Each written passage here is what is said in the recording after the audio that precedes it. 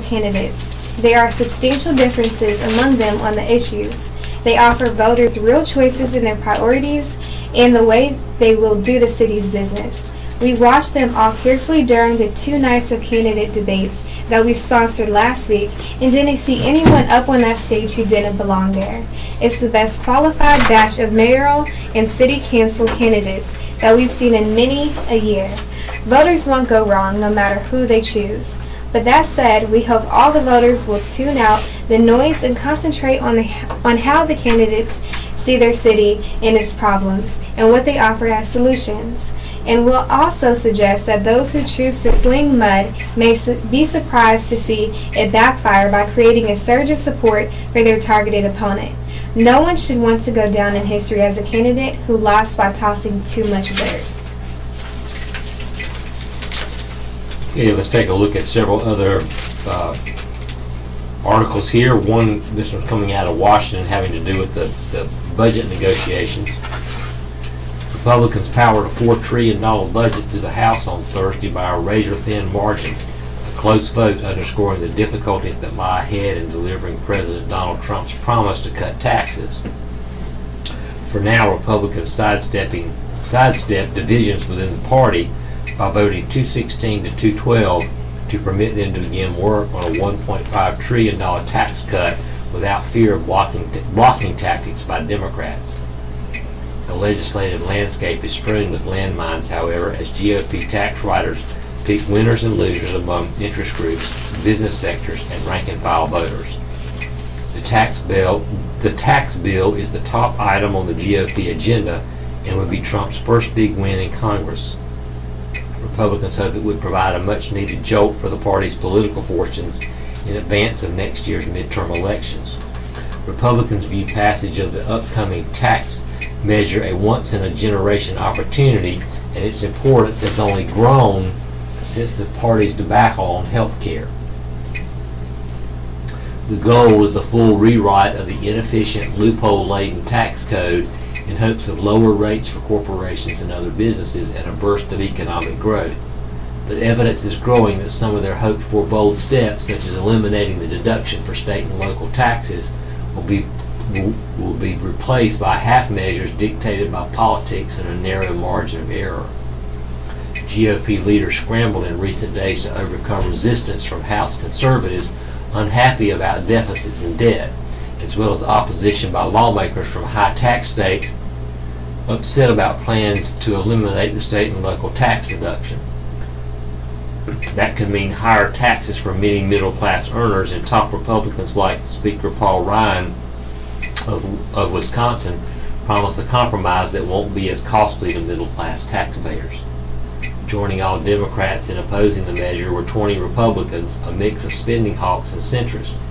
More than half come from New York and New Jersey and vehemently reject any effort to roll back the state and local tax deduction. This isn't over, said Representative Tom MacArthur, a Republican of New Jersey, who opposed the budget after voting for it earlier this month. House Speaker Paul Ryan said concerns by lawmakers such as MacArthur about the deduction would be addressed in coming days, and it was the topic of post-vote meeting that included top GOP leaders. We stood firm to let them know we're not kidding, said Representative John Katko of New York as he exited the session. The Senate passed the budget measure last week, and the House endorsed it without changes, a step designed to allow Republicans to move quickly to the tax measure in hopes of passing it into law this year. House and Senate leaders want to pass companion measures before Thanksgiving, with a final compromise coming before year's end.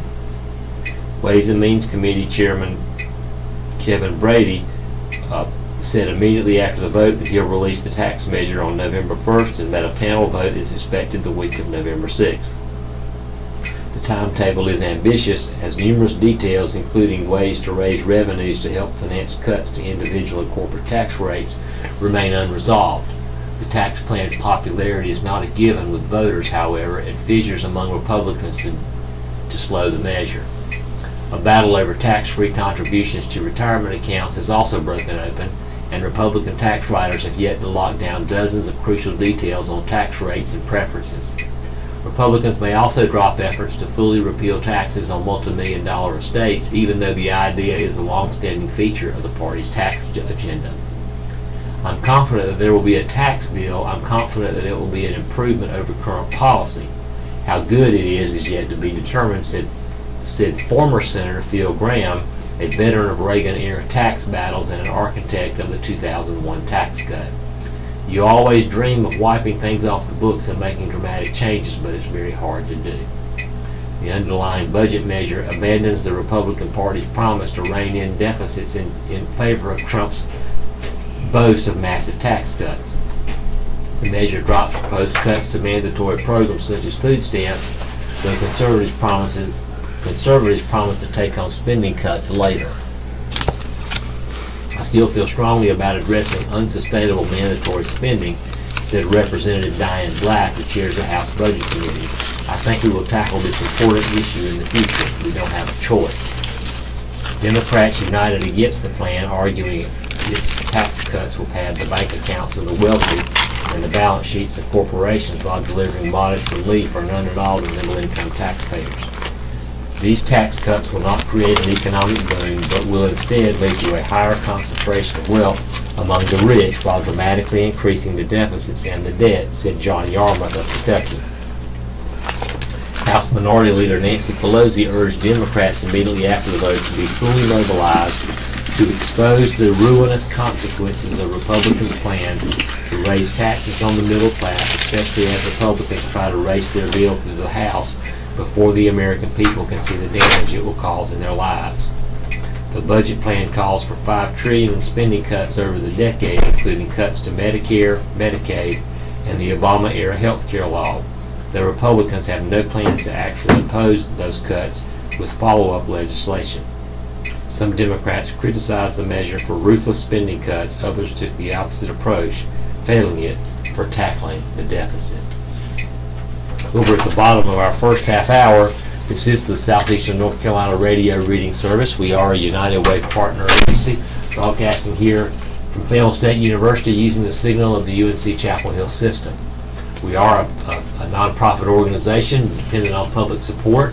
I hope that you will consider sending your charitable donations to the Radio Reading Service at P.O. Box 35029 here in Fayeteville, zip code 28303. If you have any questions or comments about anything, please feel free to call the office at 910-672-1600. Again, Shelby and Stewart are here as your readers this morning, and we'll continue on now with the reading of today's edition of the Fayeteville Observer.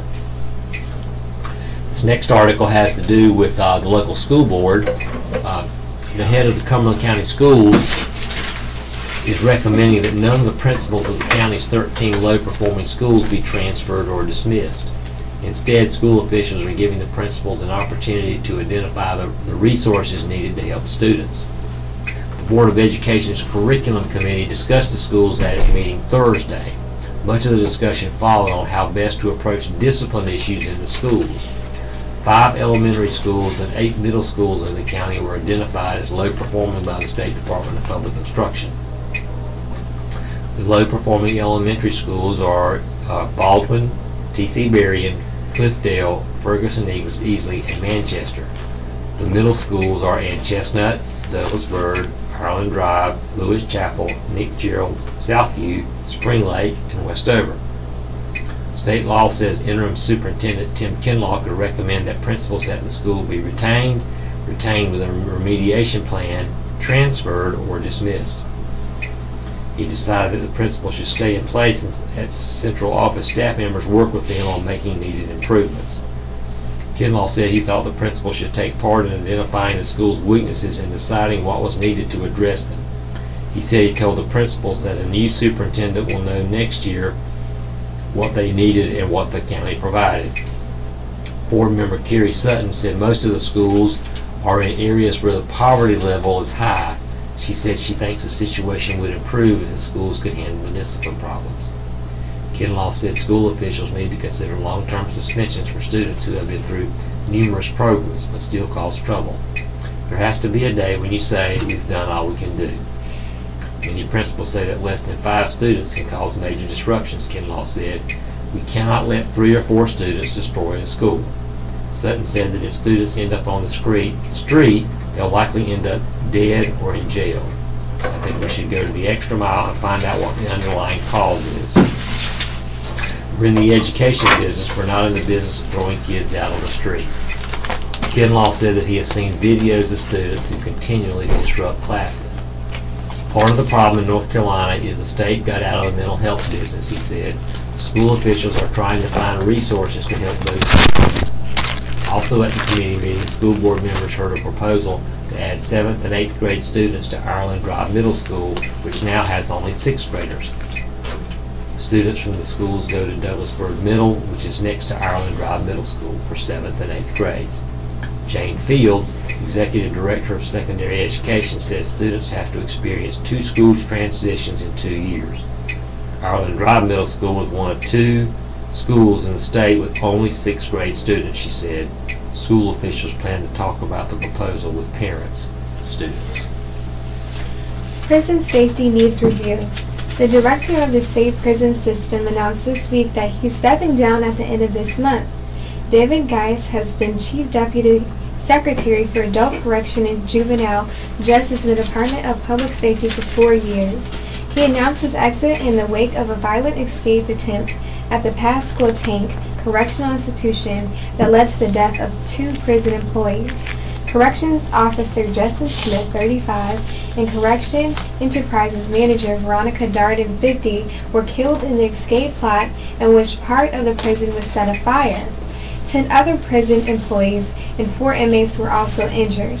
4 inmates have been charged with first-degree murder in the deaths. State Public Safety Secretary Eric Hooks has shut down the prison sewing plant where the unsuccessful escape attempt began in order to review of all prison inmates to ensure that those convicted of violent crimes won't be allowed access to tools that can be used as weapons. He's also bringing in the National Institute of Corrections to review safety and security at the prison and forming an advisory committee to recommend new technology and techniques to make the state's prisons safer. We hope the governor and lawmakers will also take a hard look at funding, staffing, and training at the state's prisons. Since the recession, all state agencies have seen budget cuts and staff reductions that weren't intended to be permanent economies. There may be no way around the need for better staffing in our state prisons.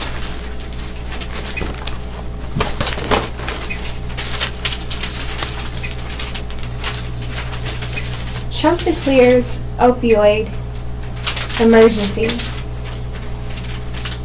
In ranking in personal terms, President Donald Trump on Thursday pledged that we will overcome addiction in America, declaring opioid abuse a national public health emergency and announcing new steps to combat what he described as the worst drug crisis in U.S. history. Trump's declaration, which will be effective for 90 days, can be renewed, will allow the government to redirect resources in various ways and to expand access to medical services in rural areas. But it won't bring new dollars to fight a scourge that kills nearly 100 people a day. As Americans, we cannot allow this to continue, Trump said in a speech at the White House, where he bemoaned an epidemic he said had spared no segment of society, affecting rural areas and cities, rich and poor, and both the elderly and newborns. It is time to liberate our communities from the scourge of drug addiction, he said. We can be the generation that ends the opioid epidemic. Deaths have surged from opioids, which includes some prescribed painkillers, heroin, and synthetic drugs such as fentanyl, often sold on nation streets. Administration officials say they also would urge Congress during end-of-the-year budget negotiations to add new cash to a public health emergency fund that Congress hasn't replenished for years and contains just $57,000. The critics said Thursday's words weren't enough. How can you say it's an emergency if we're not going to put a new nickel in it? Said Dr. Joseph Parks, medical director of the nonprofit National Council for Behavioral Health, which advocates for addiction treatment providers. As far as moving the money around, he added, that's like robbing Peter to pay Paul. Democratic House Leader Nancy Pelosi said Show me the money. Trump's audience Thursday included parents who have lost children to drug overdoses, people who have struggled with addiction, first responders, and lawmakers. Trump also spoke personally about his own family's experience with addiction. His older brother, Fred Jr., died after struggling with alcoholism. It's the reason the president does not drink. Trump described his brother as a great guy, best-looking guy with a personality much better than mine. But he had a problem with alcohol, the president said. I learned because of Fred. Trump said he hoped a massive advertising campaign, which sounded reminiscent of the 1980s Just Say No campaign, might have a similar impact. It's the path taken by previous presidents, including Richard Nixon, Ronald Reagan, and George H.W. Bush, all of whom tried to rally the nation to confront drug abuse, but fell short of solving the problem. Some people have become hooked on opioids after being prescribed prescription painkillers by doctors after injuries or surgery. As a presidential candidate, Trump had pledged to make fighting addiction a priority. Once in office, Trump assembled a commission led by Governor Chris Christie of New Jersey to study the problem. The commission's interim report argued an emergency declaration would free additional money and resources, but some in Trump's administration disagreed. Some also faulted the White House for not issuing a wider emergency declaration to deal with the crisis. Rob Brandt, an Ohio man who lost his 20-year-old son to a heroin overdose in 2011, called Trump's public health emergency order a good incremental step, but urged greater focus on prevention and long-term treatment. The federal government has lagged behind in truly decisive action, said Brandt, who opened an opioid recovery center in Medina, Ohio this year, run on private donations and grants. We lost 64,000 Americans last year, he said, and if you look at it, if we were to have a foreign country attack us and kill 60,000 Americans, or a terrorist attack that killed 60,000 Americans, we would print money to combat that.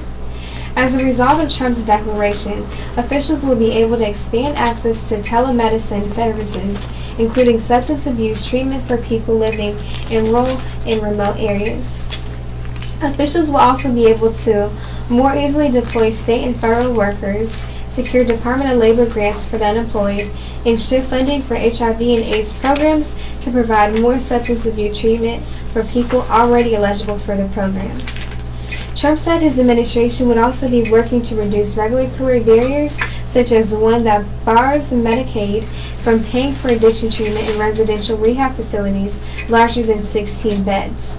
He spoke of ongoing efforts to require opioid prescribers to undergo special training, the Justice Department's targeting of opioid dealers, and efforts to develop a non-addictive painkiller. Trump said one specific prescription opioid, which he described as truly evil, would be withdrawn immediately from the market. White House spokesman Hogan Gildea later said he was referring to painkiller Opana ER. That drug was pulled from the market in July at the Food and Drug Administration's request following a 2015 outbreak of HIV and hepatitis C in southern Indiana, linked to sharing needles to inject the pills. Senator Richard Bowman said Trump's effort falls far short of what is needed and will divert staff and resources from other vital public health initiatives. Families in Connecticut suffering from the opioid epidemic deserve better than half measures and empty rhetoric offered seemingly as an afterthought, he said in a statement. He argued an emergency of this magnitude must be met with sustained, robust funding and comprehensive treatment programs. Democrats also criticized Trump's efforts to repeal and replace the Obamacare health law. Its Medicaid expansion has been crucial in confronting the opioid epidemic. Adopted by 31 states, the Medicaid expansion provides coverage to low-income adults previously not eligible. Many are in their 20s and 30s, a demographic hit hard by the epidemic. Medicaid pays for detox and long-term treatment. Trump, meanwhile, tempered expectations even as he projected hope. Our current addiction crisis, and especially the epidemic of opioid deaths, will get worse before it gets better. But get better it will, he said. It will take many years and even decades to address the scourge in our society, but we must start in earnest now to combat national health emergency. Okay, let's turn to some other articles now. This has to do with the joint 911 center here in Cumberland County. Cumberland County officials surprised Fayeteville leaders on Thursday by offering to let the city run a joint 911 call center. City and county leaders have long agreed on the need for the center, but have been at odds over which government should run the facility. Glenn Adams, the chairman of the County Board of Commissioners, made a proposal for a meeting of the 911 task force, which includes city and county officials. He said he had talked to county commissioners who had agreed to let the city operate the center. I'm talking about the greater good, he said. It's just got to come to some conclusion. Adams said he still believes that the county should run the center, but the issue has been discussed for too long. Actions, not words, matter, he said. I think we owe the citizens of this community to do better than we've done. City Councilman Bobby Hurst, who was at the meeting, said he was ready to go line by line through a proposed agreement. A previous proposal called for the county to run the center and contribute 2/3 of the funding. Hurst said after the meeting that the City Council likely will discuss the county's offer Monday. I wasn't expecting this, he said. This is a surprise, a pleasant surprise. Fayeteville Mayor Nat Robertson said in a statement that the meeting Thursday was an example of the city and county working together to make a difference for the safety of residents. A well-run and staffed joint 911 center will benefit everyone served. Our pledge to the community is to uphold the highest standards and practices, making this facility and this service one to be emulated throughout North Carolina. The county proposal calls for the city manager and county manager to serve as an executive board that supervises the director of the 911 center. The board will also get input on the center from a 911 council that will also include representatives of Hope Mills and Spring Lake and an assistant county manager. The proposal calls for the city to respond by Thursday. The city has to approve an agreement and grant application by November 28. The North Carolina 911 Board has a deadline of December 15th for grant applications. The county applied to the board for $15 million to help build the $30 million center, but was denied in August. Grants from the 911 Board are usually around $7 to $9 million. The board denied the county's application because the paperwork didn't make clear that the center would consolidate the county and city operations. The county's grant application talked about consolidation but didn't include an agreement to consolidate. City and county leaders seem to have reached a framework for an agreement just before the 911 Board met, but it wasn't clear whether the county commissioners or city council would approve it. This next article has to do with the ongoing debate about Civil War monuments and their locations. A professor of Southern culture at the University of North Carolina at Chapel Hill told a small Fayeteville audience on Thursday night that every community should have the right to make its decision on what path to take regarding its Confederate monuments. Harry Watson, who teaches Southern and North Carolina history, said the troubling history of the Civil War and its lingering aftermath is going to stay whether the monuments come or go. The history is out there in our records and in our memories and what we read and write and teach, he told an audience of more than 40 people who gathered for the community forum on Civil War monuments and memorials in the Pate Room of the headquarters library. Pictures used to represent it, those images are fallible like the books are fallible, just like lectures are fallible. When they are fallible, when they are mistaken, we try to retell it. I don't think anybody is going to ever forget the Confederacy happened, he said, or that race relations in this country have been fraught. And while Watson thinks there is no one-size-fits-all solution to the controversy over the Confederate symbols in a 21st century world, he clings to the belief that every community should be able to determine its course of action. But the biggest obstacle to that, he pointed out, is a 2015 state law that complicates the matter. The law prevents removing, relocating, or altering monuments, memorials, plaques, and other markers that are on public property without permission from the North Carolina Historical Commission. Signed by former Republican Governor Matt McCrory, the law protects statues from removal by officials. The overall thrust is quite clear. They want these monuments to stay put. Watson was part of the four-member panel fielding questions from the audience and moderator Peter Murray during the roughly 90-minute forum. Other panelists were Stanley Johnson, a history professor at Fayeteville State University, Tom Hennessy, a former FSU professor who taught African American, U.S., and North Carolina history, and David Winslow, senior consultant with the North Carolina Civil War History Center Foundation. The program was held nearly 11 weeks since the August 12th violence in Charlottesville, which reignited a national debate over symbols of the Confederacy and emerged as a new touchstone in the county's long-running dispute over racism, violence, and free speech. Communities again began grappling with tough questions over the meaning of statues, monuments, and memorials that serve as reminders of the war and human slavery. Winslow said that progress is being made on the $65 million North Carolina Civil War History Center planned for Fayeteville. Groundbreaking is expected in the spring for the project's initial phase. This summer, the General Assembly allocated an initial $5 million towards construction at the historic site of the old arsenal in Haymount. Local boosters have asked the state to contribute an additional $30 million. The project requires a combined $15 million pledge from the city of Fayeteville and Cumberland County, which both governments have done. We're moving forward, Winslow said. The Civil War History Center does not take a stand on the monument controversy. As he's prone to do, Hennessy spoke at length on a question about the city's Confederate monuments. Basically, he said Fayeteville has two. One is on the Cross Creek Cemetery, a funeral-related monument placed there soon after the war in 1868. That was done to pay tribute to the fallen of the war. Those were the ones that are the least controversial these days, Hennessy said. The other one comes from what he called the second wave of the proliferation of Confederate monuments, which started in the 1900s with the enactment of Jim Crow laws. That statue of a Confederate soldier is on Haymount Hill, where Morganton and Fort Bragg roads intersect.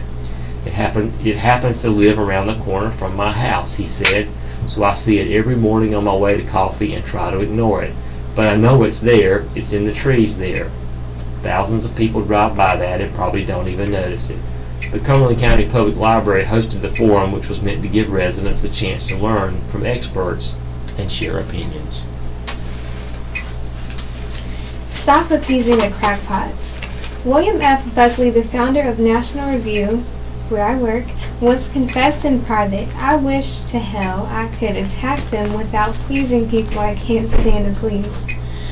By then he meant the members of the conspiracy-mongering, anti-communist, anti-United Nations, anti-civil rights John Burke Society, named after a Christian missionary who was killed in 1945 by communist forces, making Burke the first American casualty in the Cold War. The People Bill couldn't stand to please, of course, for liberals. And yet Buckley did eventually go after the Birchers, at first trying as best he could to denounce their leader, Robert Welch, without alienating the rank and file.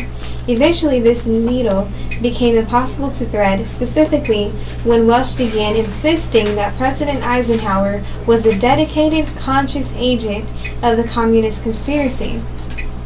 Buckley and Arizona Senator Barry Goldwater, along with conservative intellectuals such as William Baruti of the American Enterprise Institute, where I am a fellow, and Russell Kirk, convened a meeting at the Breakers Hotel in Florida to address the problem.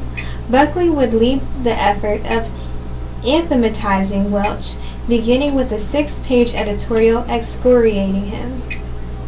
Goldwater would follow up with a letter to National Review calling for Welch's resignation. This approach was risky. Many Bircher members were not crackpots. Some were prominent businessmen who had supported both Buckley's magazine and the movement behind the Goldwater candidacy. In A Man and His Presidents, The Political Odyssey of William F. Buckley Jr., Alvin Felsenburg recounts one occasion when a major supporter of NR leaned on Buckley to stop criticizing Welch and form a common front against the left. When he reminded Buckley of the financial support he'd given the magazine, Buckley responded that the National Review was not for sale. Buckley denounced the Birchers in part because they were undermining the very cause they claimed to be fighting for. By making anti-communism seem paranoid and extremist rather than prudent and necessary, the Birchers were making it easy for liberals to demonize and dismiss conservatism wholesale. The Cold War is over, thank goodness, but similar patterns have been emerging on the right. In many ways, we're witnessing a perfect example of history repeating itself. Whereas during the Cold War the claim was made that the East Coast Republican establishment was insufficiently committed to the fight against communism, the new hotness is that the GOP establishment is insufficiently committed to fighting the GOP establishment. Extremism in Steve Bannon's #war against the elite is no vice, and moderation in pursuit of getting things done is now no virtue. Republican Roy Moore is the new Welch, or at least one of several new Welches. He threatens to provide conservatism's critics with precisely the caricature they crave. He is a twice disgraced former judge who believes 9/11 was divine retribution for our sins, and an anti-Muslim bigot who can't quite bring himself to rule out the death penalty for homosexuals. But he won the Alabama Senate primary anyway, largely on the grounds that he was the most anti-establishment candidate. To Alabama primary voters, his extremism is apparently proof that he won't sell out. If Moore is the new Welch, Buckley and Goldwater's hearers have rejected the mantle of opposition, at least in this case. Last week, Senator Mike Lee and Rand Paul endorsed Moore, citing his devotion to the Constitution and, in Lee's words, his reputation of integrity. As for conservatives outside the Senate, reactions have varied. Some have been outspoken in denouncing Moore. Others, like Sean Hannity of Fox News, have gone all in. Part of the problem is structural. Despite all of the paranoid screeds one hears daily, the establishment, however defined, is weaker than at any time in memory. The balkanized and democratized media landscape of the Internet makes the kind of intellectual gatekeeping Buckley once mastered nearly impossible, particularly at a time when gatekeeping of any kind is viewed as rigging the system. Buckley's reluctance to please people he couldn't stand has gone from an understandable sentiment to an ideological commandment for many on the right. Rather than learn from our successes, conservatives seem determined to make a virtue of our mistakes. Okay, let's take a look at one other article before we reach the top of the hour, and it'll be time for today's obituaries. This comes out of Washington. Scholars and sleuths are waiting and waiting to leap on the release of John F. Kennedy's assassination files.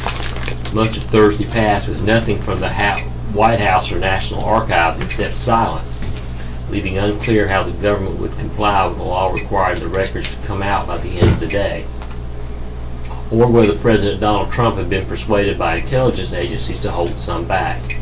No blockbusters were expected in the last trove of secret files from Kennedy's assassination in November of 1963, given a statement months ago by the archives that it had assumed the records, then under preparation, would be tangential to what's known about the killing.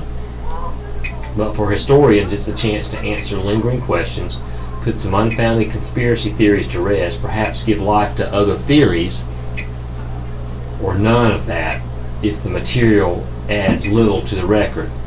Researchers were frustrated by the uncertainty over the release and wondering if the government would end up in violation of the law. The government has had 25 years with a known end date to prepare the JFK files for release. University of Virginia historian Larry Sabato tweeted in the afternoon, "The deadline is here with chaos." Asked what he meant, Sabato emailed to say contradictory signals were given all day. Trump's tweets led us to believe that disclosure was ready to go. Everybody outside government was ready to move quickly. Trump was under pressure from intelligence agencies to keep some files off limits, as he is permitted to do under certain circumstances by the 1992 law.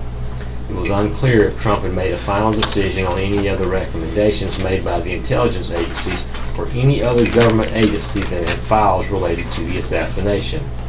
Trump was a bit coy about the scheduled release on the eve of it, tweeting, "The long-anticipated release of the JFK files will take place tomorrow. So interesting." Interest in the release is intense, and it's possible that as this chapter of history comes alive, it might quickly fall back into temporary invisibility. Servers are bound to be stressed by people looking for the online-only files. Some non-government websites specializing in JFK records were difficult to access Thursday morning before anything came out.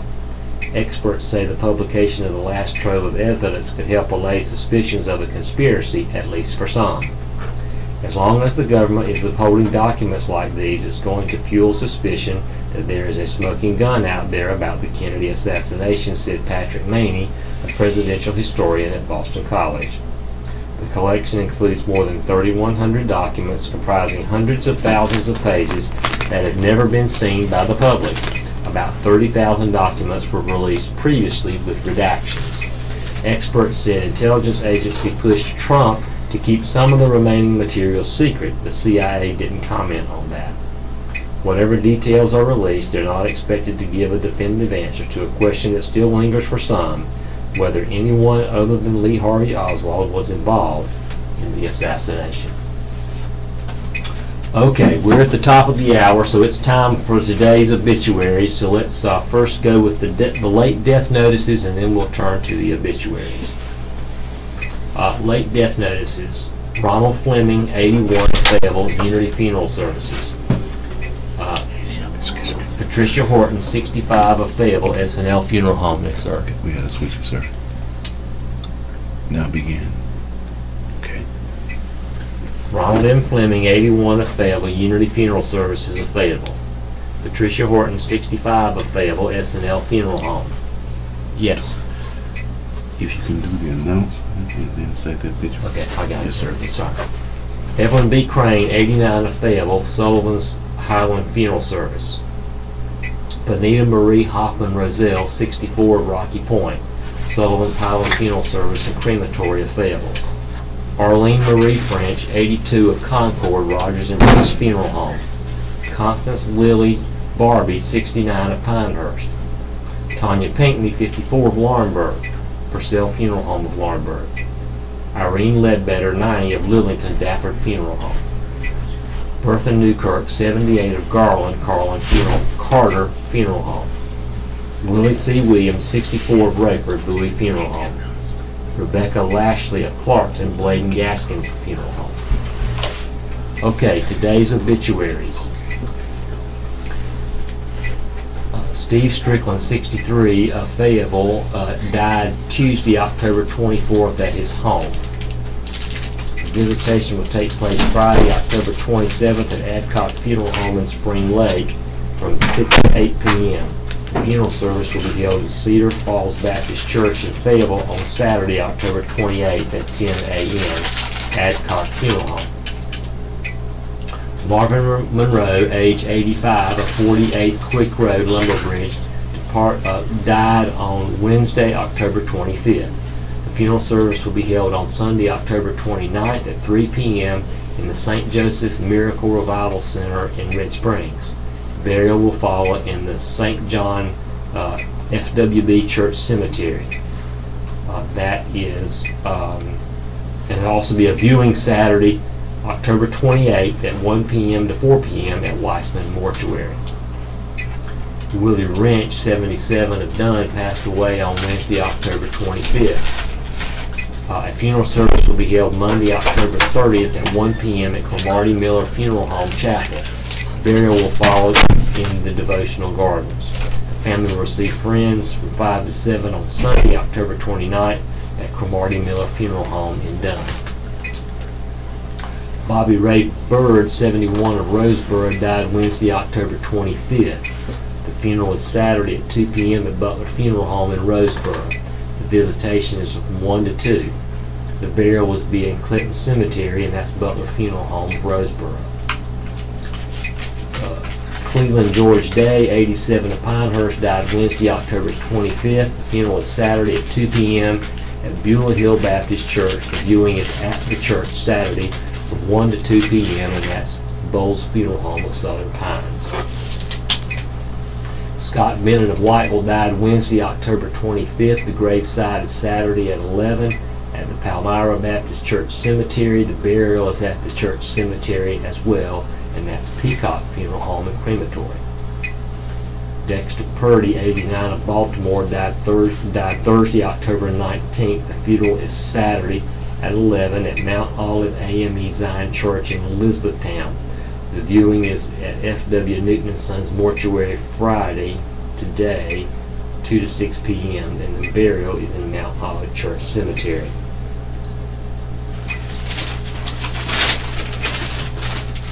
Okay, John Wishart Campbell, 94, passed away on October 24th at his home in Lumberton.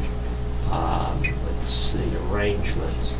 A memorial service will be held on October 27th at 11 a.m. at First Presbyterian Church in Lumberton, with David Ruth officiating. The burial will be at Meadowbrook Cemetery following the memorial service. Okay, let's see. Carolyn Tremilla McDowell, 72, of Elizabethtown, died Saturday, October 21st. Her funeral is Saturday at 1 p.m. at Whites Creek Missionary Baptist Church in Clarkton.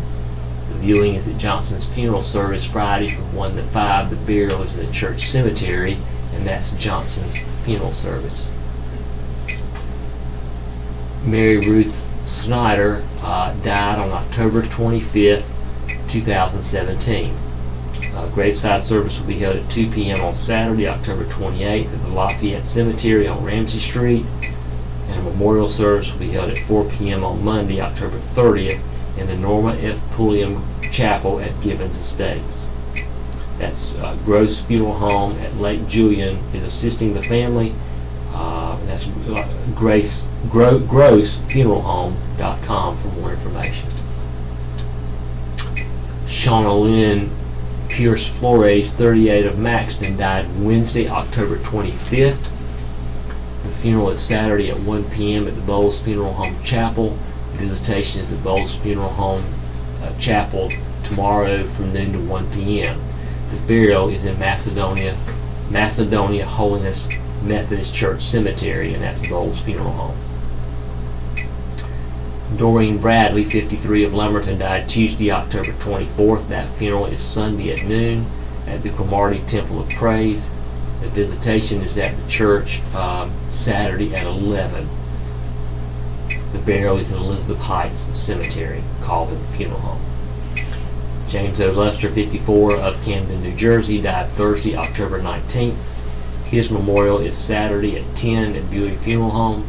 The viewing is at Buey Funeral Home Friday from 4 to 7, and that's the Buey Funeral Home. James Willie Brown, 62, of Laurinburg, died Monday, October 23rd. His memorial is Saturday at 2 p.m. Purcell Funeral Home Chapel in Laurinburg. Waylon Ozell Warren, 60, of Dunn, died Wednesday, October 25th. The memorial is Friday at 2 p.m. at Skinner and Smith Funeral Home. The visitation is at the funeral home Friday from 1 to 2 p.m.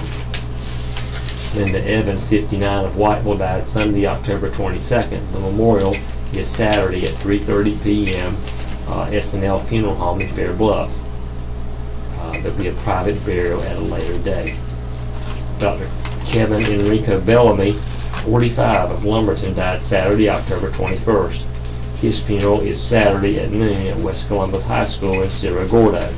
The viewing is at the high school Saturday from 11 to noon. And the burial will be at Mount Tabor Memorial Gardens in Cerro Gordo, and that's S&L Funeral Home in Fair Bluff.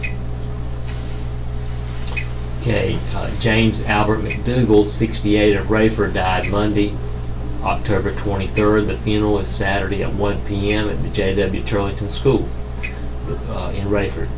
The viewing is at Bowie Funeral Home today from 2 to 7, and the burial will be at Mountain Grove Church Cemetery. Patricia T. Wallace, 76, of Pinehurst, died Monday, October 23rd. The memorial is Saturday at 11 a.m. at Bowles Funeral Home in Southern Pines. And the family will receive friends following the service. Harold Langley, 76, of Laurel Hill, died Tuesday, October 24th. The memorial is Saturday at 2 p.m. at Huckabee Grove Emmanuel Holiness Church. The visitation is prior to the service at the church, Saturday from noon to 2. The burial will be a private interment later, Richard Bowles Funeral Service. Sarah Williams, 78, of Roxborough, formerly of Fayeteville, died Saturday, October 21st. The memorial is Saturday at 1:30 p.m. at Cape Fear Conference B headquarters in Rayford. Visitation is at Mount Moriah PFWB Church in Fayetteville, Friday from 6:30 to 8. The burial is in Cumberland Union Free Will Baptist Church Cemetery in Linden, and that's Dafford Funeral Home of Dunn. Corey Scott, 28, of Hope Mills, died Sunday, October 22nd. His funeral is Saturday at 1 p.m. at Cunningham & Sons Mortuary. The visitation is Cunningham & Sons, Friday from 1 to 7. The burial is at Rockfish Memorial Gardens. Francis Blunt, 60, of Spring Lake, died Friday, October 20th. The funeral is Saturday at 11 a.m. at Weissman Mortuary Chapel, and the viewing is at the funeral home Saturday from 10 to 11. Dr. Terrence Forbes, 44, of Tucker, Georgia, died Monday, October 9th. His memorial is Saturday, 2 p.m. at Colvin Funeral Home Chapel. Chester Giddens, retired military, was 85. He was here at Fayetteville, passed away on Monday, October 23rd. Funeral service with military honors will be held at 2 p.m. Saturday, October 28th in the New Life Baptist Church with Dr. Lewis B. Wilson officiating. The burial will follow in Fayetteville Memorial Cemetery. The family will receive friends from 12:45 to 1:45 prior to the service at the church, and that's Rogers and Breese. Shirley Pate, 76, of Fayetteville, died Thursday, October 26th. Her funeral is Saturday at 3 p.m. Rogers and Breese Funeral Home Chapel. The visitation is at the funeral home from 12:45 to 2:45 prior to the service at the funeral home. And the burial is Saturday at Lafayette Memorial Park. Okay, Shelley. Dear Mr. Bezos, have I got a deal for you? Dear Mr. Bezos, Jeff, if I may, I write to you not only as an employee of the Amazon Washington Post, but also as one of your most faithful customers. I currently spend 110% of my salary on Amazon and all of my retirement savings. In the past week alone, Amazon boxes have arrived on my doorstep containing everything from a New York Mets baby bib to a large inflatable spider, from Pokemon cards to prosthetic body parts for Halloween, I promise. I am now browsing for kombucha by the case and an electric pole saw. I mention my loyalty so you trust me when I say HQ2 must be in Washington. This is not to take away from the offer by Stonecrest, Georgia, to rename part of its city Amazon, nor the sandwiches Pittsburgh offered, nor the cactus sent by Preston. But that's not as generous as what we can offer you for HQ2. Amazon can have Washington, all of it. I'm not talking about the 75% under the jurisdiction of the District of Columbia, known for its world-leading production of parking tickets. On offer is the 25% of Washington controlled by the federal government, 9,683 acres to be exact. Under the Trump administration, federal Washington has ceased to function. It would be much more productive if it were turned over to Amazon. Your proposal suggests that an urban or downtown campus might be desirable. As the new owner of the mall, you would find your headquarters conveniently located in a place that hosts the largest audience ever. The largest audience ever to witness an inauguration, period, both in person and around the globe. Locating HQ2 in Washington would immediately give you the most overeducated and underemployed workforce in the world, the 535 members of the U.S. Congress. They barely work 2 days a week, and in the past 10 months have produced nothing of importance. They would be better used writing product descriptions, processing orders, etc. for Amazon. I only suggest that you don't put them in charge of finances. The 9 justices of the Supreme Court likewise have abundant free time to help out at HQ2. In recent years, they have taken on only half as many cases as they did a few decades ago, and they vacation from late June until October. That leaves them plenty of time to handle returns and complaints for Amazon. The Trump administration has essentially halted the functions of a large swath of the government: the Environmental Protection Agency, the Education Department, the Civil Rights Division of the Justice Department, most of the State Department, the Office of Government Ethics, and anything at the Energy Department that mentions science. This has idled tens of thousands of the best brains in America, all at your service. And because you are interested in drones, you should know the government employs thousands of them too. Everywhere you turn, there's available talent. The Washington Nationals are consistently available after the first round of the baseball playoffs. Thousands of skilled journalists are biding their time writing about the latest tweet from the president. The president, I almost forgot. President Trump spends much of his time visiting Trump properties. He was quoted but denies calling the White House a real dump, and even when he is in town, spends much of the day watching Fox News. Nobody will get in your way if you run Amazon from the White House. Above all, Washington offers something none of our 237 competitors does. You can buy it cheap.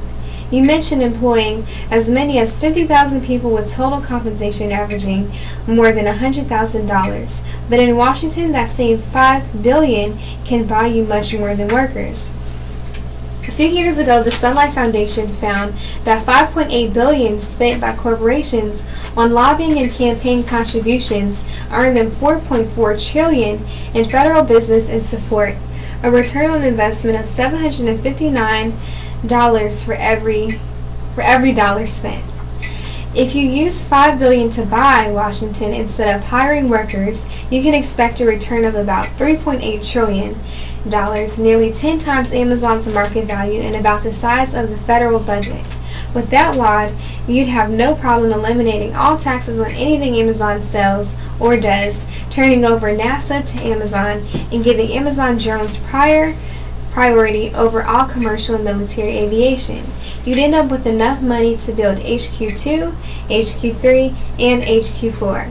Other cities may be open for business, but only Washington can be purchased as easy as a case of kombucha. So buy now with one click.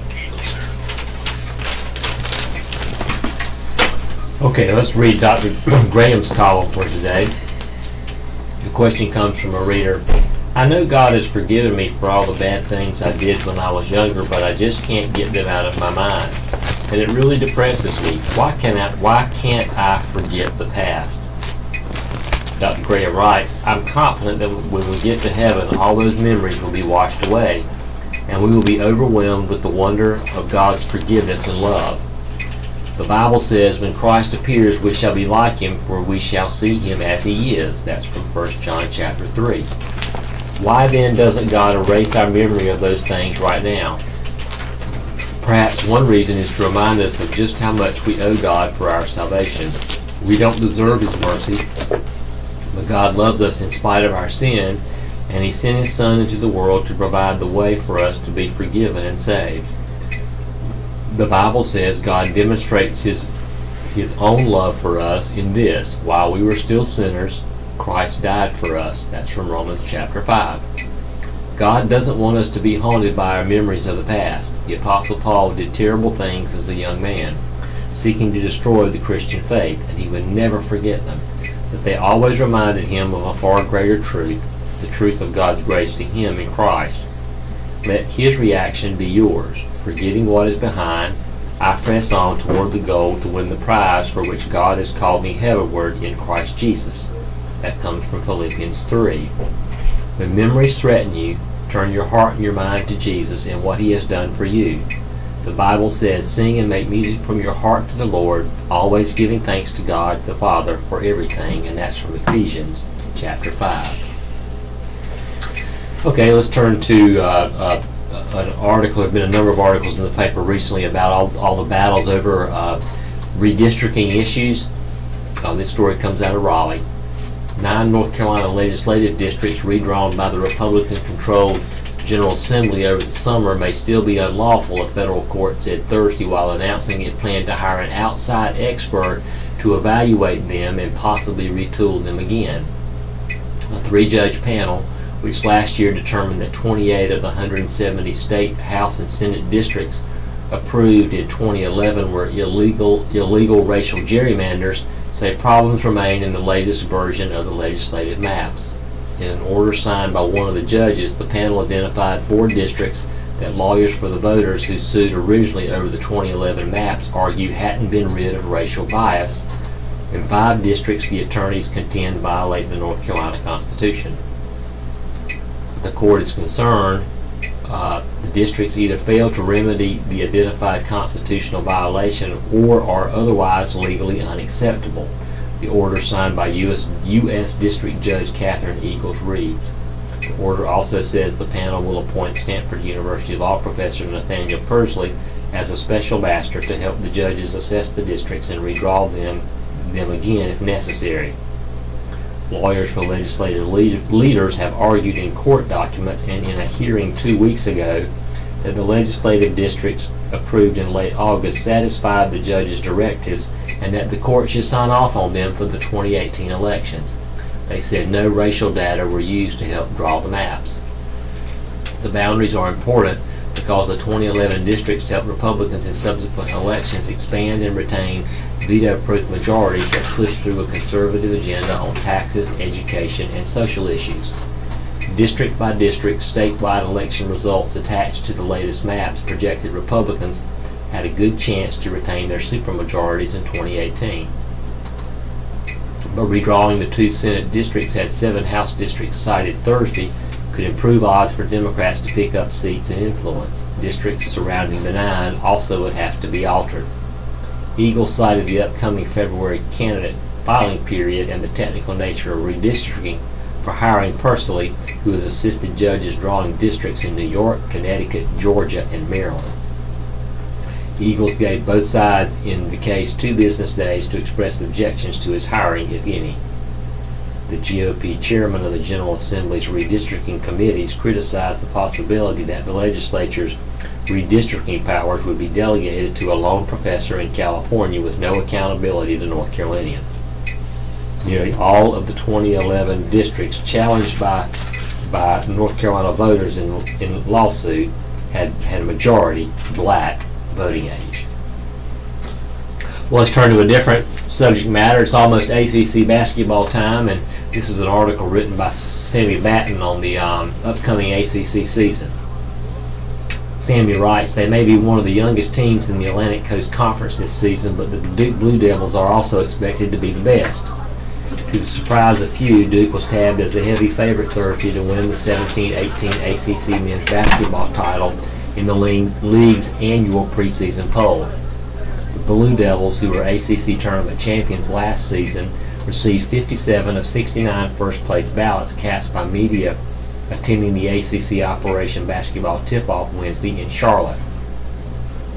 The lofty ranking for a team returning just 1 starter and just 1 other player who appeared in more than half of Duke's games during last year's 28-9 finish seems unusual, but Coach Mike Krzyzewski quickly reloaded by signing one of the nation's top recruiting classes that's headed by 6'11" Marvin Bagley. Like his team, Bagley was an overwhelming selection for ACC Rookie of the Year, earning 58 votes to top Miami's Lonnie Walker, who had just 3. The addition of Bagley and 6'10" Wendell Carter will give Krzyzewski one of the tallest squads he's had in 38 seasons at Duke. The Blue Devils will have 6 players on their roster standing 6'9" or taller. It's the biggest team we've ever had, he said Wednesday at Operation Basketball. It's as athletic as any team we've had. It's going to have lineups we haven't had, and that's exciting and scary because we have to adapt a system where they feel comfortable in doing it. This marks the 18th time Duke has been named the ACC preseason favorite in the Operation Basketball poll. 8 times when picked number 1, the Blue Devils went on to win the regular season title, and 9 times they earned the tournament championship.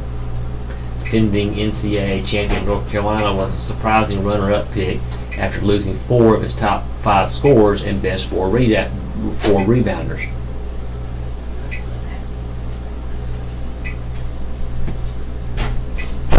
My dream every year is to have a team that has a chance to win the whole thing, UNC coach Roy Williams said. With the exception of 2010, we've come pretty close to being able to do that.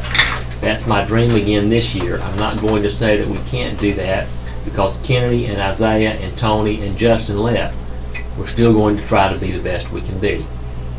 Wake Forest, which improved from 11-20 in 15-16 to 19-14 last season, received 378 points to place 11th in the poll, while NC State was next with 310 points. The Wolfpack will be looking to rebound after a 15-17 record a year ago that led to the dismissal of head coach Mike Godfrey. Kevin Keats was hired away from UNC Wilmington to take over for Godfrey. The greatest motivation is when somebody doubts you, Keats said Wednesday. We'll find out later where we're picked and if we're picked between 12th and 14th. Considering how much we've lost, that's appropriate. But you don't win the ACC tournament based on preseason predictions. Notre Dame senior forward Bonzie Colson was the runaway winner for preseason ACC Player of the Year, garnering 47 of 69 votes. Colson led the ACC in rebounding last year with 10 rebounds a game and was also one of the league's top scorers at 17 points a game. He was joined on the All-ACC preseason first team by Duke's Grayson Allen, UNC's Joel Berry, Jerome Robinson from Boston College, and Georgia Tech's Ben Lamers. Former NATO head Putin laughing at his success. The former North Atlantic Treaty Organization chief and advisor of the Ukraine's leader said Thursday that Russian President Vladimir Putin must be laughing at how successfully he's undermined Western democracy and exploited the Trump administration's mixed messages. Anders Fogh Rasmussen, a former Prime Minister of Denmark, joined a growing chorus of Russia critics questioning why President Donald Trump's administration failed to meet a congressionally mandated deadline to impose new sanctions on Moscow. He said the lack of answers from the administration would be seen as a sign of weakness that plays to the Kremlin's advantage.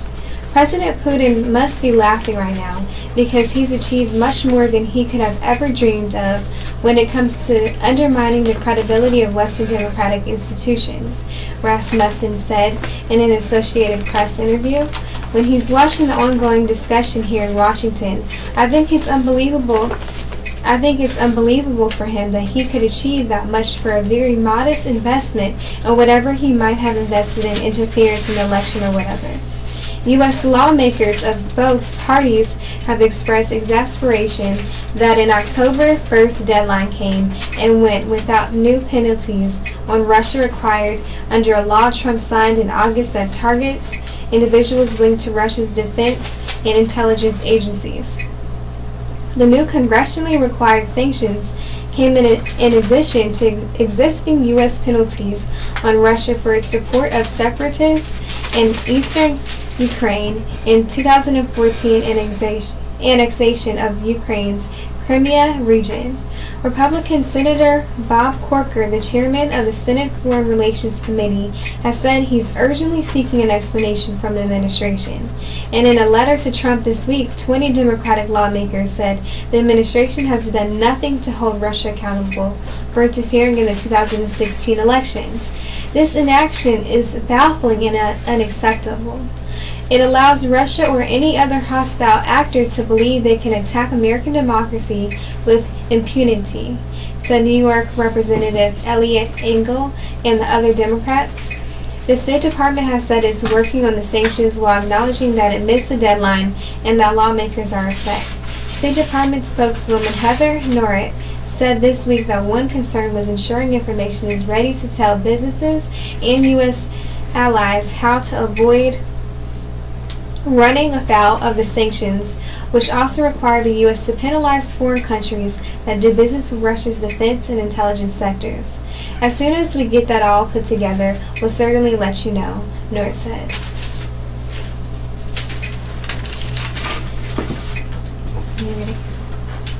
Okay, let's take a look at this next article having to do with media coverage. But first, we are at the bottom of the hour. This is the Southeastern North Carolina Radio Reading Service. We are a United Way partner agency broadcasting here from the campus of Fayeteville State University using the signal of the UNC Chapel Hill system. We are a nonprofit agency. We do need your support. Please consider sending those donations and encouraging others to do so to the Radio Reading Service at P.O. Box 35029 here in Fayeteville, 28303. As always, you can call the office here with any concerns or questions, 910-672-1600. Shelby and Stewart are your readers this morning, and we're glad to be with you for this last half hour. So again, this next article has to do with media coverage. Bill O'Reilly and Harvey Weinstein are the celebrity faces of sexual harassment in 2017. But on Fox News Channel, O'Reilly's former home, the Hollywood mogul's fall, has gotten far more coverage. Fox has devoted more than 12.5 hours of airtime to Weinstein since October 5th, when the New York Times broke the story about his misconduct, according to the liberal media watchdog Media Matters. By contrast, Fox has spent 20 minutes on the accusations against O'Reilly since the Times revealed many of them in April. A news organization's instinct to downplay a story that reflects poorly on itself isn't unusual, but in this case some were attributing the disparity to politics. Weinstein has long been a supporter of liberal causes, while O'Reilly is a hero to many on the right, for whom Fox is the network of choice. Does liberal Hollywood have a problem with sexual predators? Trevor Noah, host of Comedy Central's The Daily Show, asked this week. Yes. Does conservative Fox News have the same problem? Yes. That's my issue with this. It's not supposed to be partisan. Indira Lakshman, a Boston Globe columnist and expert in journalism ethics at the Poynter Institute, a media think tank, said the Weinstein allegations are clearly a big story.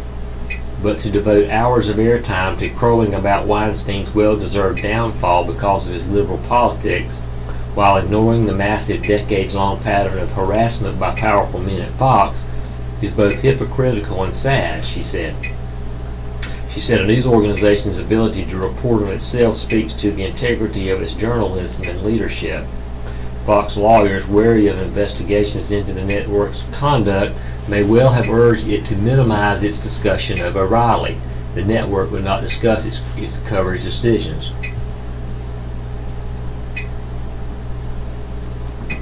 The Times story on Weinstein set off a week-long wave of other assault and harassment allegations against the studio boss, leading to Weinstein's firing from the film company that bears his name. As for O'Reilly, he was ousted in April after 2 decades as cable TV's top personality. He was back in the news early this month when the Times reported that he had reached a $32 million settlement with a former Fox analyst before signing a new contract early this year. Following that story, O'Reilly's one-time colleague Megyn Kelly talked publicly about how she once complained to her bosses about him, a spectacle that went unremarked upon at Fox. More than 16 minutes of the time that Fox has devoted to the O'Reilly scandal was on Media Buzz, Howard Kurt's weekend industry show, according to Media Matters. Kurtz on Media Buzz Sunday called news of the $32 million settlement a significant setback for Fox, whose founder, Roger Ailes, lost his job last year over similar harassment accusations. In the continuing discussion about the opioid situation, Walgreens is now stocking Narcan, an opioid overdose reversing nasal spray, in its pharmacies across the country to combat drug overdose. By stocking Narcan in all our pharmacies, we are making it easier for families and caregivers to help their loved ones by having it on hand in case it is needed, Walgreens Vice President Rich Gates said in a statement. Calling the Walgreens move an important milestone, Seamus Mulligan, CEO of Narcan maker Adapt Pharma, said that letting people get the medicine without an individual prescription in 45 states is critical in combating this crisis. Narcan and other products contain naloxone, a fast-acting overdose antidote. CVS, the nation's #1 pharmacy chain, was offering prescription-free naloxone in 43 states as of last month. CVS and Walgreens, the nation's number 2 chain, have been moving to widen access to products that contain naloxone. In Cumberland County, Walgreens has 7 locations and CVS 12. Opinion. And now the great journey begins. I'm going on a long trip. It will be the trip of my heart's desire, to visit Israel, the homeland of my ancestors. Preparation for lengthy travel has to involve physical planning other than just packing. It is also helpful to mentally and spiritually prepare. Some people travel for business and need to prepare in similar ways. I found some advice on the internet and some from people I know. You definitely want to get a physician's note if you have to take medication. Be certain to take enough. Some people advise taking vitamins with you. One thing is really certain, and that is that the conditions in the passenger cabin do not duplicate the conditions on the ground, especially if you live near sea level. Actual cabin pressure makes your body feel as if it is at about 8,000 feet up. You have to adjust your breathing to that level. There must be some confusion because the temperature is not going to be the same as if you were at 8,000 feet on a mountainside. The humidity in a comfortable home environment is about 35%. Humidity in an airplane is usually below 25%. Drink lots of water to stay hydrated. Respiration experts suggest relaxing and taking long, easy, deep breaths. Long flights can result in developing leg clots or deep vein thrombosis, otherwise also known as DVT. Some refer to this as economy class syndrome. I decided to pay more for the increased available space in the first class cabin. You might want to choose an aisle seat if you think that you might need to get up and walk a bit. Dehydration and low cabin pressure also increase the risk for developing leg clots. One breathing expert actually said, you want to create a situation where your legs are moving and muscles are contracting. The deep veins in your legs have one-way valves where blood can only move toward the heart. The only thing that gets the venous blood from the lower body up to the heart is muscle contraction. You can also wear pressure stockings. I plan on organizing a pickup soccer game in the first class cabin. Just kidding. It is impossible to determine that the surfaces you touch as you travel in an airplane are sanitary. They probably are not. There are communal services everywhere, even in first class. Keep your hands clean and avoid touching your face. Carry a small container of hand wipes and use them on armrests and in the restroom. Use the paper towel that you dry hands with in the bathroom to open the door and discard the towel when the door is open. Wipe your hands frequently. I planned my trip so that I can get some sleep. The seats in first class on the planes that I use convert to flat beds. Blankets and pillows come packaged. The length of time spent sleeping depends on a number of factors, which include how many time zones you will cross and the length of your flight. If you use a CPAP, bring a note from your physician and arrange it to have access to plug it in. Rabbi Eschenholz loaned me a book, A Spiritual Travel Guide. Some things in it are common to the faith of many people. Those who have chosen not to have spiritual guidance support can meditate. I like what to say on eve of leaving from Psalm 122 verse 1, chapter 122 verse 1. I rejoiced when they said to me, let us go to the house of God. I will bring charity to leave. The people that visit the Kotel or western wall of the ancient temple lead prayers. I, like others who have made the journey, will carry the prayers of other people. I will say, written by Rabbi Lawrence A. Hoffman after placing them, God makes me a messenger for those I love. Let me carry their prayers as if they were my own, and leave them there softly, like birds' eggs nesting in the crack of a wall, awaiting the time for all they contain to break out into joyous birth. God grant me too the merit to carry the means to Israel's redemption until such time as we see the end of days. God, make me a witness to history. May I reveal in its glories and relieve its pains. In some small way, let this my journey awaken hope in those I love and those I barely know, the people among whom I walk in the days ahead. Blessed is God for acts of kindness. Okay, let's take a look at a military-related article now. Command Sergeant Major Michael Green didn't want to stop as he helped lead thousands of paratroopers on a run through Fort Bragg earlier this week. The senior enlisted advisor of the 82nd Airborne Division lamented the approaching finish line. The closer to the finish we got, the more I wanted to keep running, he said. Green didn't need the exercise. Instead, he only hoped to delay what happened Thursday when he bid farewell to the All-Americans during a change of responsibility ceremony outside the 82nd Airborne Division headquarters. It's tough just thinking about this, said Green, the top non-commissioned officer in the 82nd Airborne for the last 2.5 years. All good things must come to an end. On the division patio with hundreds of soldiers in attendance, Green marked the end of his time with the division as officials welcomed his replacement, Command Sergeant Major Michael Ferrucci. Major General Eric Kurilla, the commanding general of the 82nd Airborne Division, said the role of Command Sergeant Major was a long-honored and sacred duty.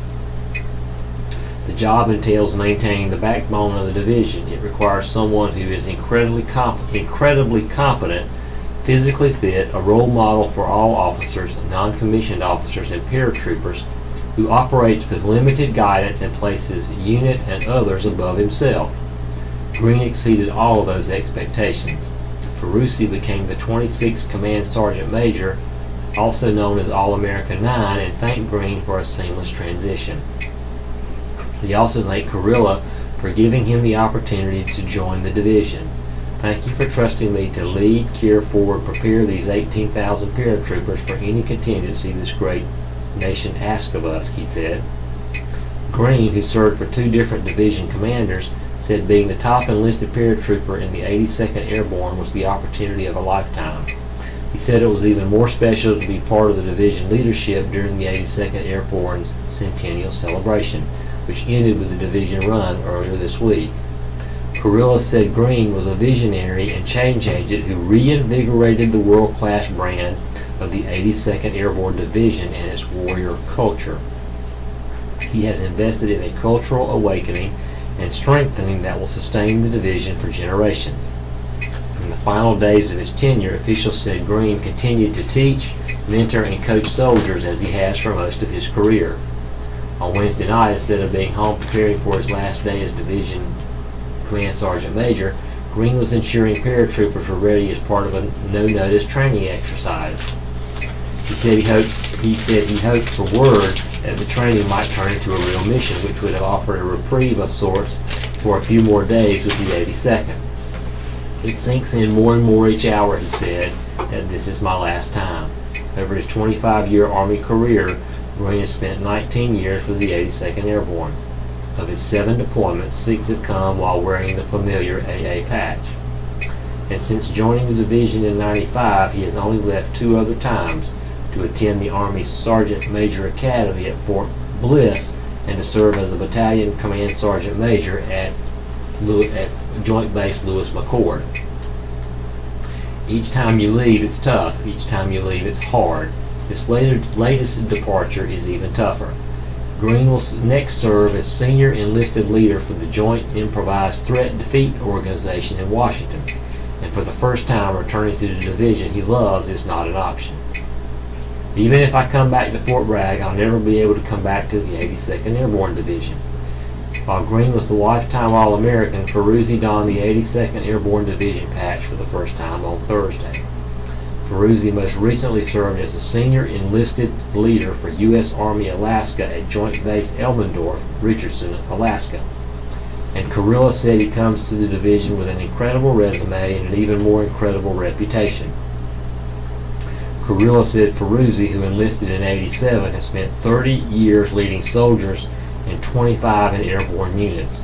After his next jump, he'll become one of the few paratroopers in the Army who has served in every airborne unit. Gorilla said Ferruzzi was the right man to build on the legacy that Green contributed to. He understands that it is not about us. It is about 18,000 paratroopers wearing the AA patch and the maroon beret. With the centennial behind them and a new command sergeant major, officials said the division was now writing the first chapters of its second 100 years. The focus, as always, will be on maintaining readiness and a reputation as the Army's 911 force, tasked with deploying anywhere in the world on short notice. As our 100th year comes to a close, we know that the storm clouds of conflict are gathering on the horizon. It's not a matter of if the nation will call on this division, it's a matter of when, and we must be ready. Well, let's take another article from the sports pages. This was kind of a surprise yesterday as the New York Yankees decided not to renew the contract of longtime manager Joe Girardi. Joe Girardi was fired as New York Yankees manager Thursday after a decade that produced just one World Series title for a team that expects to win every year. Yankees general manager Brian Cashman announced the move 5 days after New York lost to Houston in Game 7 of the American League Championship Series. With a heavy heart, I come to you because the Yankees have decided not to bring me back, Girardi said in a statement released by his agent, Stephen Mandel. I'd like to thank the fans for their great support as a player, coach, and manager, and the lasting memories of their passion and excitement during the playoff games. An intense and driven former All-Star catcher, Girardi was at the end of his 4-year contract and said last weekend he had to speak with his family before deciding whether he wanted to return. New York made the decision for him. Everything this organization does is done with careful and thorough consideration, and we've decided to pursue alternatives for the managerial position, Cashman said. Girardi's 9-10-7-10 regular season record with the Yankees is 6th in victories, managing the team behind Joe McCarthy, Joe Torre, Casey Stengel, Miller Huggins, and Ralph Houck. Cashman said he and owner Hal Steinbrenner had spoken directly with Girardi this week.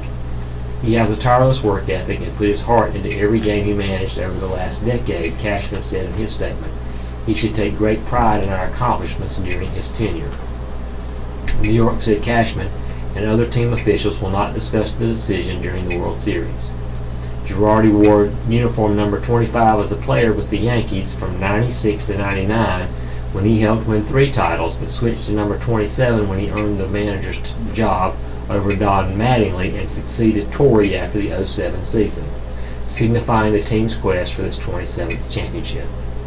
Girardi took uniform number 28 after leading the team to a World Series victory over Philadelphia in 2009. New York changed managers 20 times from 1973, and George Steinbrenner bought the team through October of '95 when Torre replaced Buck Showalter. But the Yankees have had just 2 managers in 22 years since. New York became the 3rd of the 10 postseason's teams to remove managers, joining Boston and Washington. There is no clear favorite to replace him, and candidates from within the organization could include bench coach Rob Thompson, AAA Scranton manager Al Pedrique, and Class A Tampa manager Jay Bell. Possibilities from outside the organization include former Kansas City manager Trey Hillman, a one-time Yankee special assistant who managed in South Korea this year, Mets hitting coach Kevin Long, who held the same role with the Yankees from 07 to 14, and former Philadelphia manager Pete Mackinnon, who was a pro scout for the Yankees from 08 to 13. In brief, Phoenix. A drug company founder indicted in opioid conspiracy. U.S. authorities say the founder of an Arizona-based pharmaceutical company has been arrested and charged with leading a nationwide conspiracy to bribe doctors to prescribe a powerful opioid pain medication. The U.S. Attorney's Office for Massachusetts said Wednesday that John Kapoor of Insys Therapeutics Incorporated and former executives and managers, are charged with racketeering and other crimes. Amid a national opioid addiction crisis, Kapoor and the other defendants are accused of offering kickbacks to doctors to write large number of prescriptions for a fentanyl-based pain medication meant for cancer patients. Maine. Second woman accuses George H.W. Bush of grabbing her. A second actress is accusing former President George H.W. Bush of inappropriate touching. Jordana Grolnick says Bush grabbed her buttocks during a group photo last year at the Algonquin Playhouse in Maine. She told Deadspin that Bush quipped that his favorite magician is David Copperfield and grabbed her. She said Barbara Bush responded, "He's going to get himself put in jail." Grolnick couldn't be reached immediately by the Associated Press. The former president's office said he routinely tells the same joke, and on occasion he has patted women's rears in what he intended to be a good-natured manner. New York. Twitter to ban ads from Russia's RT Sputnik. Twitter says it will ban ads from RT and Sputnik, two state-sponsored Russian news outlets that the U.S. intelligence community has said tried to interfere with the 2016 U.S. presidential election. The San Francisco company also plans to donate proceeds from RT, formerly known as Russia Today, and Sputnik ads to support outside research on Twitter use in civic engagement in elections. This amounts to $1.9 million the company expects to have earned since 2011. Twitter, Google, and Facebook are scheduled to testify at congressional hearings next week on Russian meddling in the 2016 election. Twitter also said it will disclose more information on political ads. Washington. GAO to probe activities of voter fraud commission. The Government Accountability Office has accepted requests by 3 U.S. senators to investigate the activities of President Donald Trump's Commission on Voter Fraud. Democratic Senator Michael Bennet of Colorado, Cory Booker of New Jersey, and Amy Klobuchar of Minnesota wrote the watchdog agency last week to request the probe, citing a lack of transparency surrounding the commission. The GAO's decision to investigate is essential to protecting American voters. Bennett said, in its review, the GAO must ensure the Commission's work isn't using taxpayer money to support conspiracies long relegated to the fringes of political discourse. Okay, just have a few minutes left here, so we have a few more articles to cover. This comes out of Washington, D.C. The Trump administration has agreed to what a lawyer described as a very substantial payout to hundreds of Tea Party groups to settle a class action lawsuit over the extra, often burdensome IRS scrutiny they received when applying for tax-exempt status during the 2012 election. The settlement will end a chapter in a political scandal that dogged the Obama administration and continues to irk Republicans. In settling the case, the Trump administration is agreeing to government payments to groups that share its political beliefs. The conservative anti-establishment Tea Party movement was something of a precursor to Donald Trump's populist American First presidential campaign. Announced Thursday, the settlement still needs a judge's approval. Eddie Grime, a lawyer representing more than 400 groups in a class action suit, described the financial settlement as generous but would not elaborate because details remained sealed Thursday. The Justice Department made no reference to a payout in its announcement. The department said it is settling a second lawsuit with an apology from the IRS for the intensive scrutiny of the groups, which argue their constitutional rights were violated when they were singled out based on their political views. Republicans were outraged in 2013 when the IRS admitted to targeting, in part by zeroing in on groups with words such as Tea Party or Patriot in their names.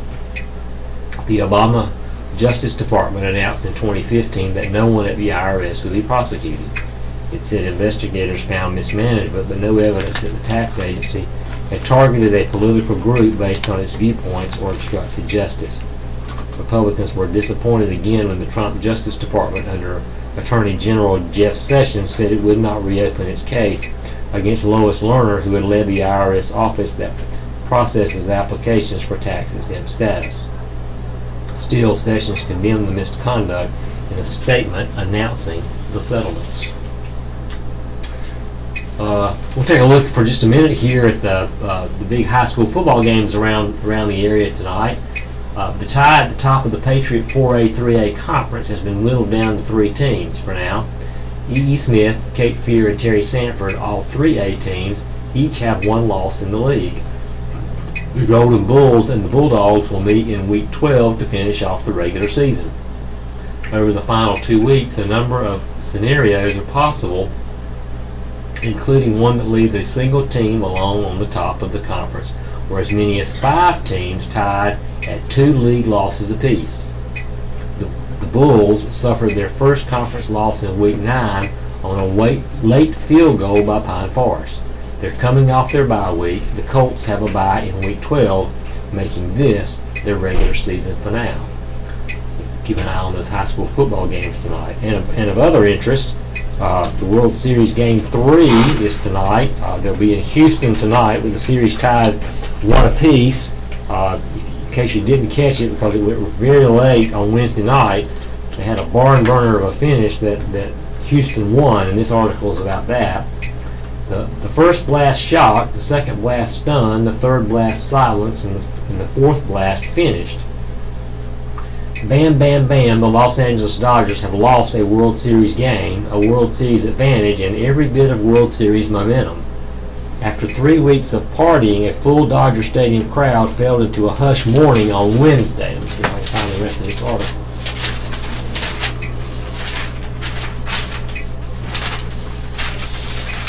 Maybe I can. It's here. Give me just a minute. It's here.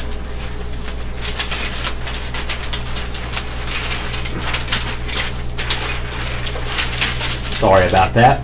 The Dodgers blew it. The Dodgers blew it big. The Dodgers lost a game that could have set them on an unalterable course toward the World Series championship, one that instead has sent their title hopes careening back into limbo. 3 outs from taking a seemingly insurmountable 2-0 lead against the Astros, the Dodgers allowed a game-tying homer in the ninth, 2 home runs in the 10th, and one final eventual game-winning 2-run shot by George Springer in the 11th for a 7-6 Houston Astros victory. 4 long balls squelched what seemed to be a foregone conclusion. 4 dingers landed into the laps of Dodger fans who were so dizzied, one fool even leapt into the Astros bullpen during the barrage as if it would help. It didn't. The series is suddenly tied. The next 3 games are in Houston, and the once untouchable Dodgers appear vulnerable. It wasn't just that they lost, it was how they lost. Kenley Jansen, the unhittable closer who had not allowed an earned run this entire postseason, gave up the game-tying home run in the ninth to Marwin Gonzalez.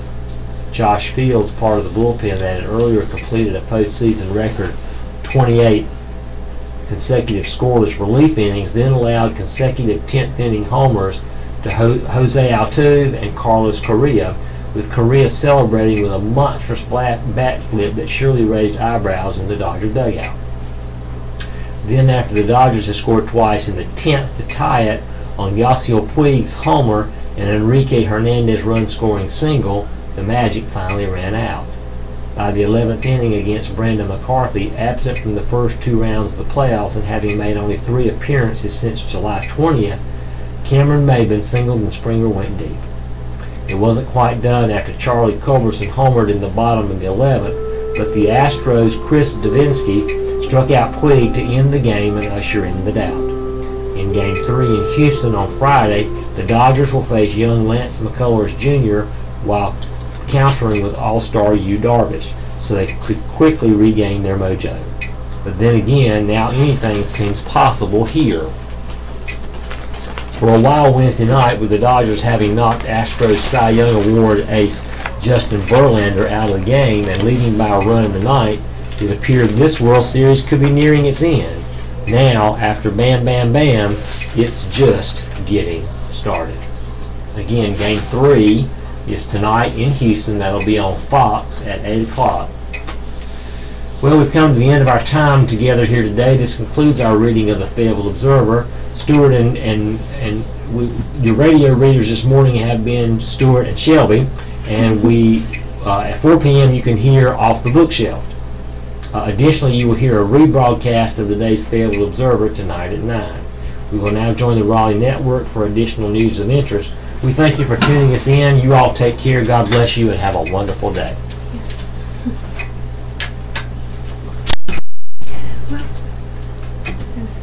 Good job. What were you eating? Huh? What did you eat? Sandwich. Okay. Sorry. I hope I didn't bother you. No, I'm ready to eat too. I'm gonna go eat. Yeah, I have to bring a snack. So anyway, enjoyed reading with you. You did a good job. It's been a while since I've read, so. Oh, you did fine. You did great. No, you did great. That's great. What year are you here? I'm a junior. Junior? And what's your major? Political science. Good. What do you want to do? I want to go to law school. Oh, good. Good for you. And that's one reason why I actually need to start code reading again, because you know when I'm going to take the LSAT in June. Okay. So that in that test you have to pace yourself through reading selections, and you need to know how to summarize in a minute or so. Right. So I think it would help. This kind of helps you do that. Yeah. Good. You did a good job. Thank you. You did a good job.